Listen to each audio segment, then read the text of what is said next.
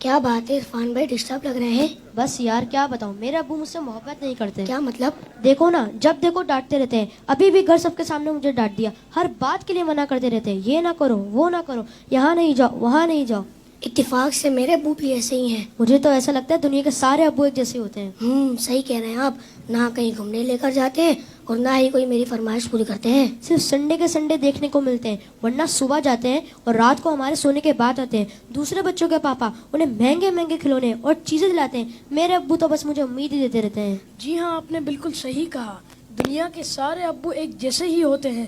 وہ خود سے زیادہ اپنے بچوں اور فیملی کا خیال رکھتے ہیں۔ کیا آپ نے کبھی یہ سوچا کہ کیا ان کا دل نہیں کرتا ہوگا کہ وہ بھی گھر میں رہیں، سکون سے بیٹھ کر آرام کریں؟ پتہ نہیں، شاید چاہتا تو ہوگا۔ اور جہاں تک بات ہے آپ کی فرمائشوں کی، تو ان کی سیلری ہی اتنی کم ہوتی ہوگی کہ وہ چاہ کر بھی آپ کی فرمائشیں پوری نہ کر پاتے ہوں۔ ہو سکتا ہے ہماری ضرورتیں پوری کرنے کے بعد ان کے پاس اتنے پیسے ہی نہ بچتے ہوں کہ وہ ہماری فرمائشوں کو بھی پورا کریں۔ میں نے اس طرح سے کبھی سوچا ہی نہیں۔ اور جہاں تک آنکھیں دکھانے کی بات ہے تو یہ بھی ان کی مجبوری ہے کہ ان کی ڈیوٹی ہے کہ وہ ہمیں ہمیشہ بری باتوں سے روکیں اور اچھی باتوں کی ترغیب دیں۔ اچھا فیضان بھائی، یہ بتائیں آپ کی ضرورتوں میں کوئی کمی آئی ہو؟ نہیں تو بالکل بھی نہیں۔ کبھی ایسا ہوا کہ آپ بیمار ہوئے ہوں اور آپ کے ابو کو آپ کی فکر نہیں ہوئی؟ ہماری بیماری میں سب سے زیادہ پریشان ہونے والے ہمارے ماں باپ ہیں۔ آپ کے ابو چھوڑ کر کہیں گھومنے چلے گئے ہوں؟ نہیں تو کبھی نہیں۔ کبھی ایسا ہوا کہ آپ کے ابو نے خود تو کچھ اچھا کھایا اور آپ کو نہ دیا ہو؟ کبھی نہیں۔ اگر کوئی اچھی ڈش کم ہوتی ہے تو وہ ہمیں دے دیتے ہیں اور کہتے ہیں تم کھا لو، میرا دل نہیں چاہ رہا۔ اگر یہ پیار نہیں ہے، محبت نہیں ہے، تو پھر کیا ہے؟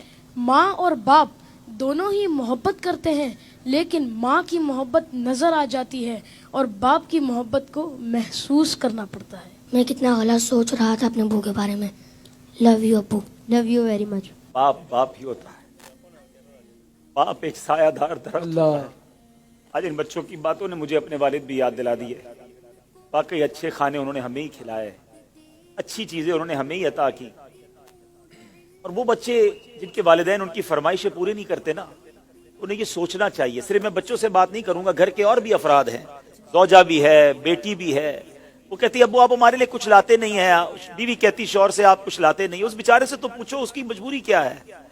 صبح سے گھر سے نکلتا ہے، چاہے سردی ہو چاہے گرمی ہو، کوئی موٹر سائیکل پر جاتا ہے، کوئی بس پہ بیٹھ کے جاتا ہے، کوئی دو بسیں بدل کے جاتا ہے، بارش میں بھی جاتا ہے۔ کیوں جاتا ہے؟ کہ چھٹی کروں گا تو تنخواہ کم ہو جائے گی، تنخواہ کم ہو جائے گی تو بچوں کو کیسے پورا کروں گا، اسکول کی فیس بھی دینی ہے، بچوں کے لیے کپڑے بھی لانے ہیں، کھانا بھی وقت پر لانا ہے۔ ہر چیز ہمیں تیار ملتی ہے۔ اس کی سورس کون ہے؟ وہ سورس ہمارے والد ہیں۔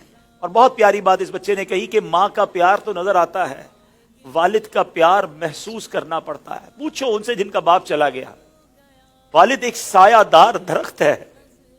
کبھی درخت کو دیکھا آپ نے؟ اس کے اوپر کے پتے گرم ہوتے ہیں، وہ ساری دھوپ اپنے اوپر سہ لیتا ہے اور اس کے نیچے اپنے بچوں کو چھاؤں دیتا ہے۔ مگر لوگ بعض اوقات اپنے والد کی قدر نہیں کرتے، اپنے والد سے الجھتے ہیں، اپنے والد کو برا بھلا کہتے ہیں۔ یاد رکھیے میرے آقا فرماتے ہیں، اس کا مضمون یہ ہے کہ والد کی رضا میں اللہ کی رضا ہے اور والد کی ناراضی میں اللہ کی ناراضی ہے۔ کبھی اپنے باپ کو ناراض مت کرنا۔ اگر وہ بوڑھے ہو گئے ہیں تو اب تمہاری باری آئی ہے، ان کی خدمت کرو، انہیں یہ احساس دلاؤ کہ اب میری باری ہے آپ کی خدمت کرنے کی۔ ہم اپنی ماں کو تو کہہ بیٹھتے کہ ماں میں تم سے بہت پیار کرتا ہوں۔ میں ساری دنیا کے بچوں سے پوچھتا ہوں کہ کب اپنے باپ کو کہا تھا کہ ابو آئی لو یو، والد صاحب میں آپ سے بہت پیار کرتا ہوں۔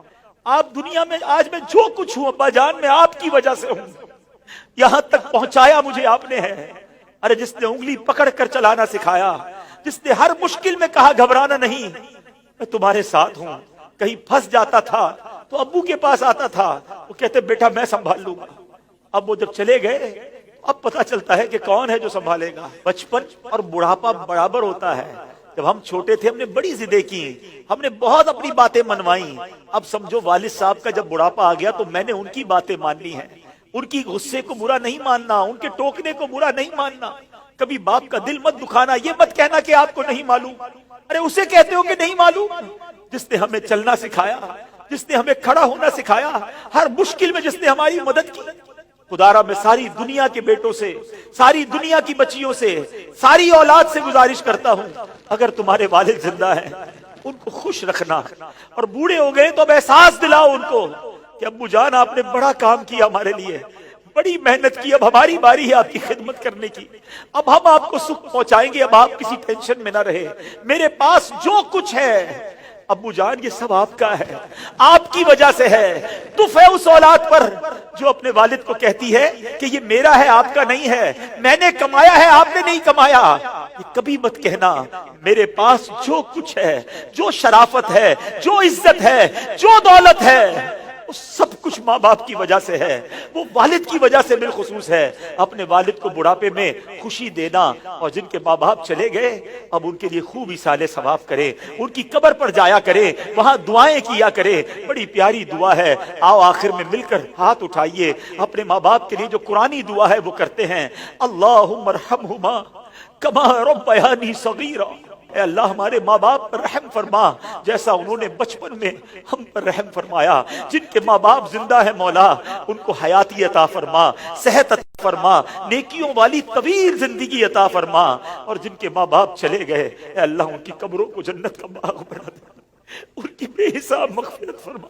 تیرے دربار میں ہم دعا کرتے ہیں، انہوں نے ہم پر بڑی مہربانیاں کی ہیں، تو ہمارے ماں باپ پر مہربانی فرما، آمین بجاہ النبی الامین صلی اللہ تعالی علیہ وسلم۔ میں ان بچوں کا شکریہ ادا کرتا ہوں، امید ہے کہ آج آپ کے اس سیگمنٹ کی وجہ سے کئی بیٹے اپنے ماں باپ بالخصوص والد کے قریب ہو جائیں گے۔ اگر کسی نے باپ کا دل دکھایا ہے آج ہی جا کے معافی مانگ لو، ان کے پیر پکڑ لو، کیونکہ والد راضی تو رب راضی، والد ناراض تو رب ناراض۔ جنت میں مصطفیٰ کے صحابہ جہاں رہے، یا رب میری دعا ہے میرے بابا وہاں رہے۔ اللہم صلی علی سیدنا و مولانا محمد